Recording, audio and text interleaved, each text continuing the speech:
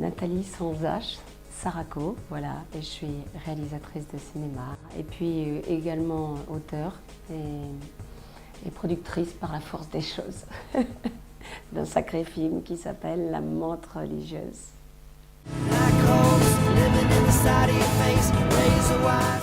Le détonateur de ce film, pourquoi j'ai fait ce film?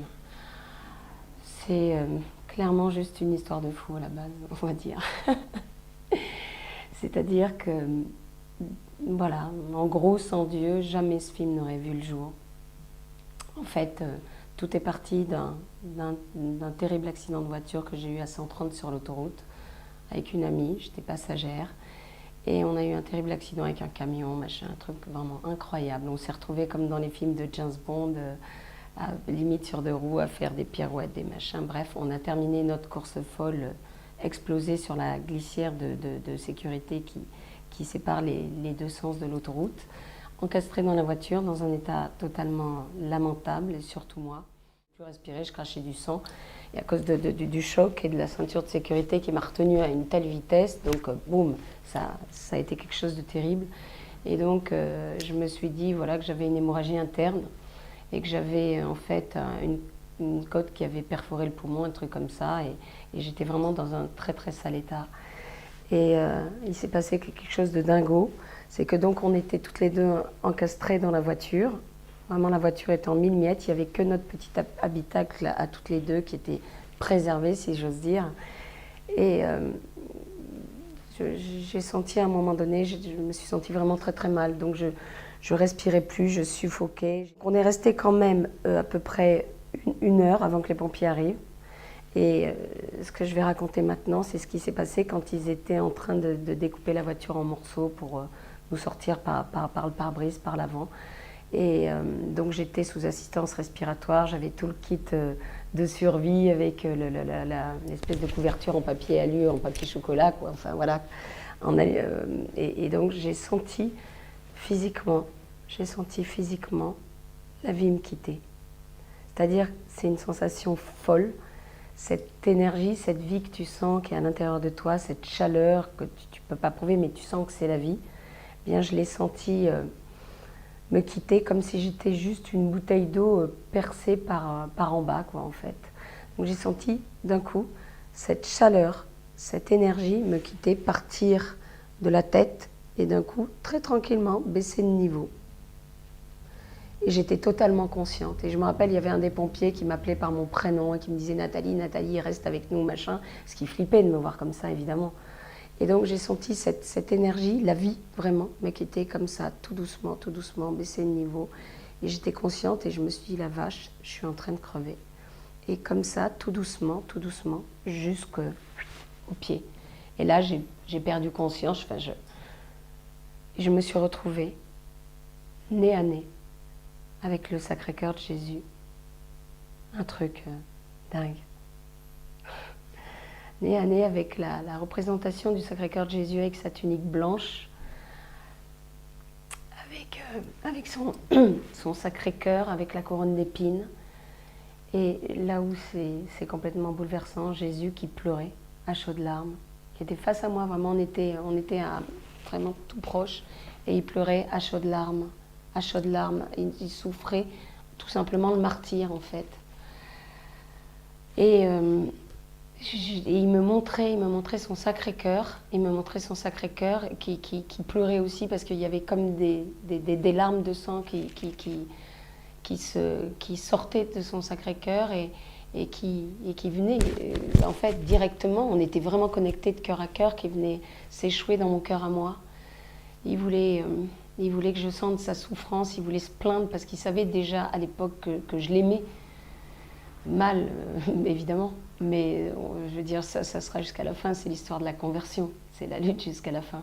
Mais je l'aimais et il a voulu se plaindre et partager sa souffrance et j'ai dit, Seigneur, j'étais tellement bouleversée par sa souffrance, par ce concentré absolu de souffrance, tu vois quelqu'un que t'aimes et là c'est carrément le Christ voilà, que je vois pleurer comme un enfant qui souffle le martyr, j'insiste bien là-dessus parce que tout part de là. Et du coup, j'ai pu penser à ma mort, à la peur, à tout ce que tu veux. Et j'ai dit, comme une espèce de cri du cœur, comme par télépathie, je lui ai dit, mais Seigneur, pourquoi tu pleures? Je m'attendais à tout sauf à ça, de voir Jésus en larmes souffrir le martyre et montrer son cœur avec la couronne d'épines. Et là, il m'a répondu, pareil, tu vois, de cœur à cœur, je pleure, c'est vraiment une réponse à tout le genre humain. Je pleure parce que vous êtes mes enfants chéris, que j'ai donné ma vie pour vous, que je ne sais plus quoi faire pour vous. Et que, en échange, je n'ai que froideur, mépris et indifférence. Mes péchés, bien sûr. Je pleure parce que mon cœur se consume d'un amour tellement fou, tellement sans limite pour vous tous, qui que vous soyez. Et que vous me rejetez, qu'il n'y a rien de pire que d'être rejeté par ceux qu'on aime, comme une maman qui adore ses gamins, qui a donné sa vie pour ses gamins, et puis qui se fait juste, renier. Et là où c'était dingue, en fait, cette rencontre avec le cœur de Jésus, c'est que, tu vois, comment dirais-je, quand je lisais la Bible, l'Évangile, tout ce que tu veux, quand je chantais le dimanche à la messe ou quoi aux caisses, j'étais au courant de l'amour fou et insondable de Dieu, mais je le disais intellectuellement, je le disais, voilà, quoi, comme quelque chose que tu sais, tu n'en doutes pas, mais tu le rabâches. Et là, en fait, il m'a fait sentir de l'intérieur, avec mon sang, avec ma chair, avec mon cœur, avec tout.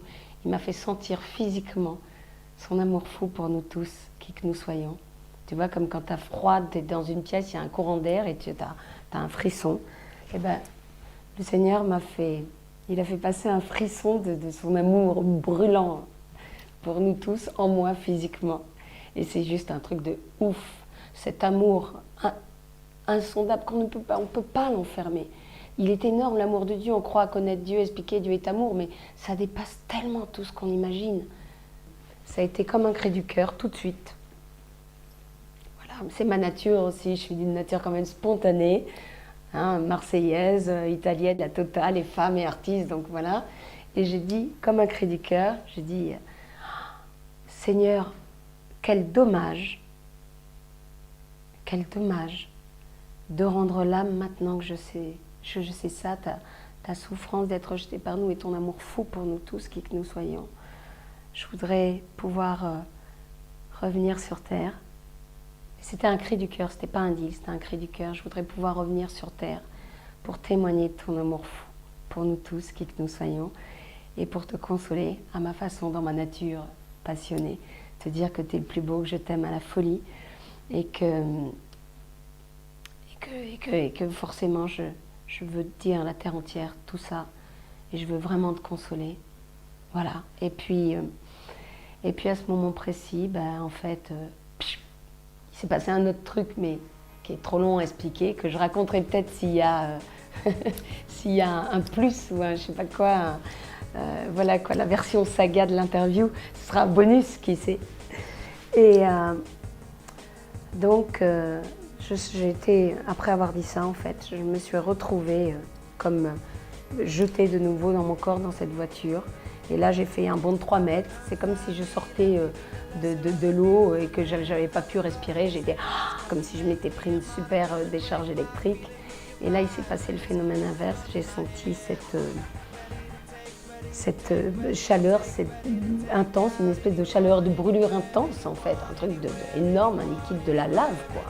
Partir des pieds et remonter tout doucement jusqu'à ma tête. Et là, je me suis arrêtée net de cracher du sang.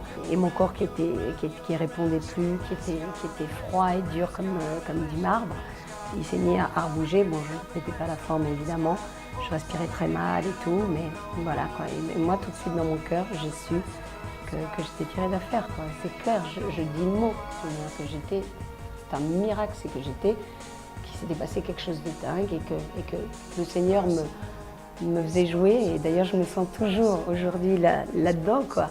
Il me fait jouer les prolongations. Je suis en sursis, voilà, messieurs, dames, je suis en sursis, mais quelque part, on est tous en sursis.